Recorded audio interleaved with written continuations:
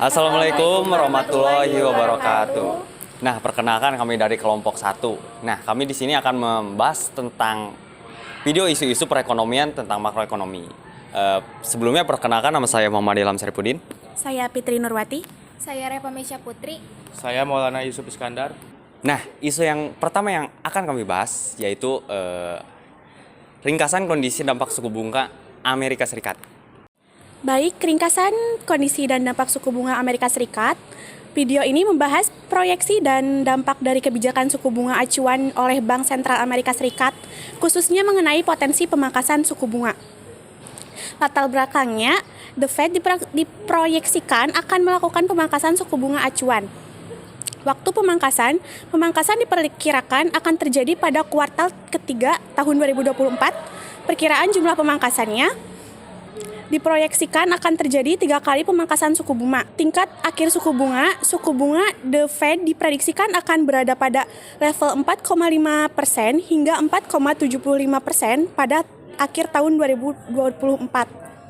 Dampak pasar sentimen positif. Proyeksi ini memberikan sentimen positif bagi pasar obligasi domestik Indonesia, khususnya penerbitan obligasi, mendorong penerbitan obligasi korporasi di Indonesia, meningkatkan gairah investasi, mendorong gairah investasi terutama investasi asing di pasar obligasi Indonesia. Untuk isu yang kedua, ada ringkasan kinerja APBN hingga September 2025.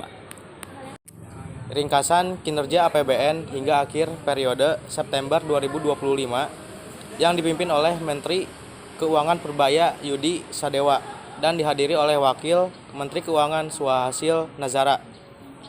Periode pelaporan hingga akhir September 2025, defisit APBN mencapai sebesar 321,6 triliun rupiah. Angka ini setara dengan 1,35% terhadap produk domestik bruto. Pendapatan negara tercapai sebesar 1,638,7 triliun rupiah. Belanja negara telah terrealisasi sebesar 1,960,3 triliun rupiah.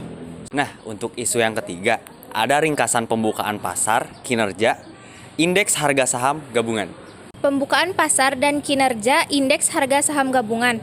Video ini memberikan ulasan pasar menjelang dan setelah pembukaan pasar pada pukul 9:02 waktu Indonesia Barat.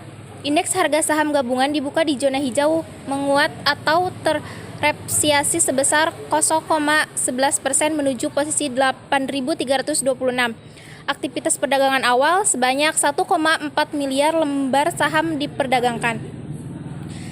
Sebanyak 1,4 miliar lembar saham diperdagangkan, nilai transaksi mencapai lebih dari 1,8 triliun. Frekuensi transaksi tercatat lebih dari 136.000 kali. Pergerakan saham. Saham yang mengalami penguatan zona hijau 284 saham. Saham yang bergerak di zona merah melemah 357 saham. Saham yang tidak bergerak 188 saham. Kinerja sektor mayoritas sektor bergerak di zona hijau dengan penguatan signifikan pada sektor transportasi menguat sebesar 1,43%. Sektor industrial melejit hingga 1,65%. Sektor energi naik hingga 0,83%. Nah, mungkin cukup sekian isu-isu yang telah kami bahas. Mau kuliah yang asik dan berkualitas? Yuk kuliah di Unma.